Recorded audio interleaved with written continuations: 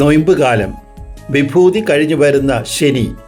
തിരുവചനം: അവൻ പോകും വഴി ലേവി എന്നൊരു ചുങ്കക്കാരൻ ചുങ്കസ്ഥലത്തിരിക്കുന്നത് കണ്ടു.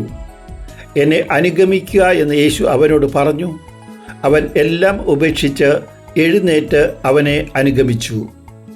ലൂക്കായുടെ സുവിശേഷം 5-ാം അധ്യായം 27-28 തിരുവചനങ്ങൾ.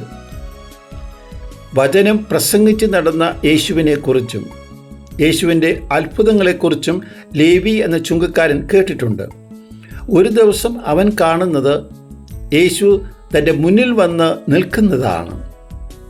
യേശു ഇത്രയും അടുത്തു വരുമെന്ന്, ചുങ്കസ്ഥലത്ത് വന്ന് തന്നെ കാണുമെന്ന് ലേവി ഒരിക്കലും കരുതിയിരുന്നില്ല.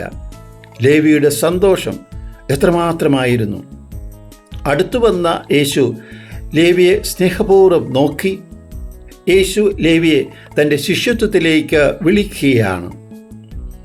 യേശുവിൻ്റെ സ്നേഹത്തിൽ കുളിച്ചു നിന്ന ലേവിക്ക് എന്തു മറുപടി പറയണമെന്ന് അറിയില്ല. ലേവി പണവും പണപ്പെട്ടിയും ഉപേക്ഷിച്ച് യേശുവിൻ്റെ പിന്നാലെ പോകുന്നു. ചുങ്കക്കാരനായ സക്കയൂസിൻ്റെ വീട്ടിൽ യേശു പോയ സംഭവം ലേവി കേട്ടിട്ടുണ്ട്. ലേവി ധൈര്യം അവലംബിച്ച് യേശുവിനെ തൻ്റെ വീട്ടിലേക്ക് ക്ഷണിക്കുകയാണ്. ഇവിടെയാണ് അടുത്ത അത്ഭുതം. യേശു വരാമെന്ന് സമ്മതിക്കുന്നു. ഇവിടെ ചുങ്കക്കാരൻ്റെ സന്തോഷം, പാപിയായി മുദ്ര കുത്തപ്പെട്ട ലേവിയുടെ സന്തോഷം ആർക്കാണ് വിവരിക്കുവാൻ സാധിക്കുന്നത്? ലേവി ഓടി നടന്ന് ചുങ്കക്കാരെ എല്ലാം തൻ്റെ വീട്ടിലേക്ക് വിളിച്ചു. ലേവി ഓടും. യേശു സ്നേഹം അനുഭവിച്ചാൽ എല്ലാവരും ഓടും.